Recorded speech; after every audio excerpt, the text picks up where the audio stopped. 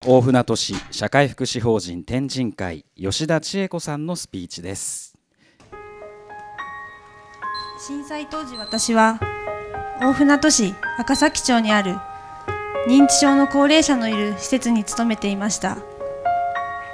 2011年3月11日、普段と何も変わらない日常、そこに発生した東日本大震災。あの日を境にたくさんのものを失いましたが、これから生きていく上での価値観が大きく変わりました。何を学び、何が変わったのか、今からお伝えしたいと思います。現代の日本は文明の進化により便利なものであふれかえっています。しかし、その便利さに慣れるにつれ、人の力に頼ることは減り、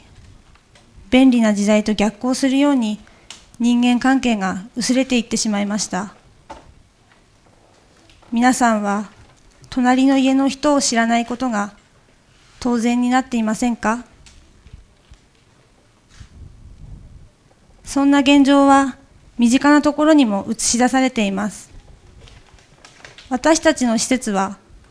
認知症という言葉が地域の人に近寄りがたいイメージを与え、ずっと馴染めずにいました。また、介護の現場では、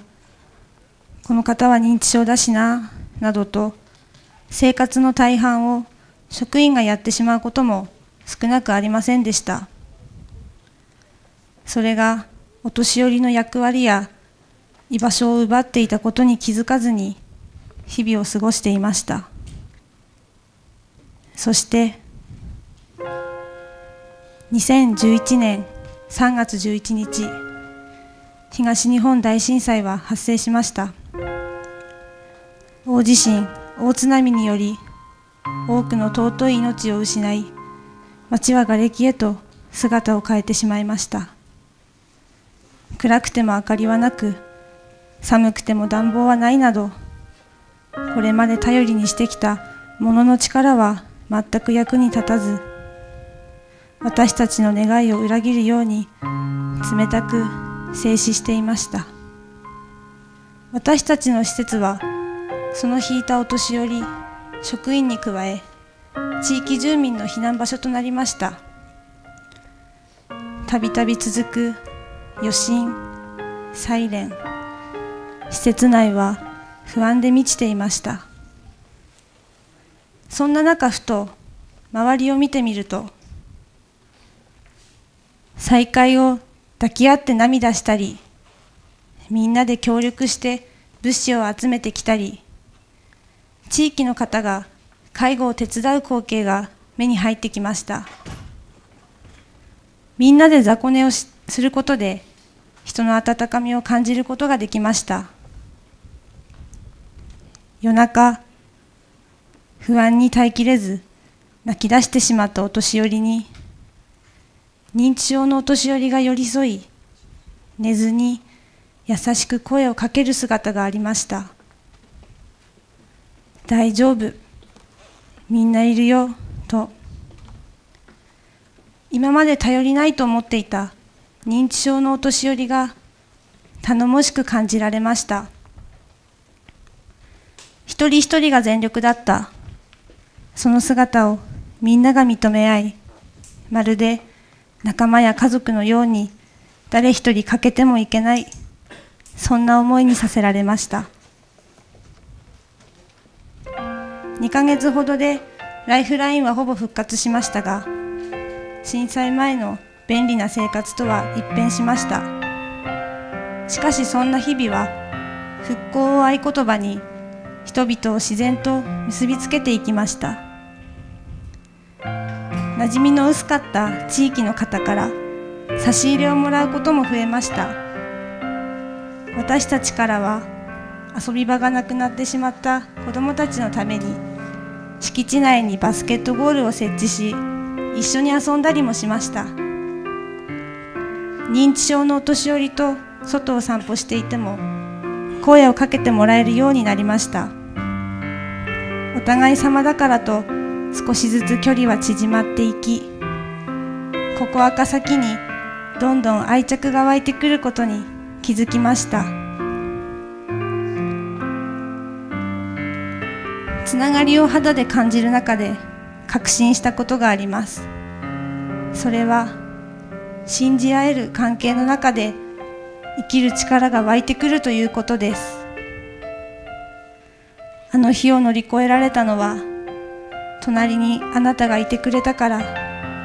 そう誰もが思ったことでしょう。皮肉にも震災によって忘れかけていた大切なものを呼び覚まされたのです。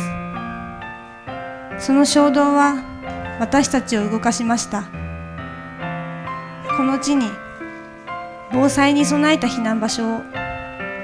イベントができる会場を、何よりも誰でも気軽に寄れる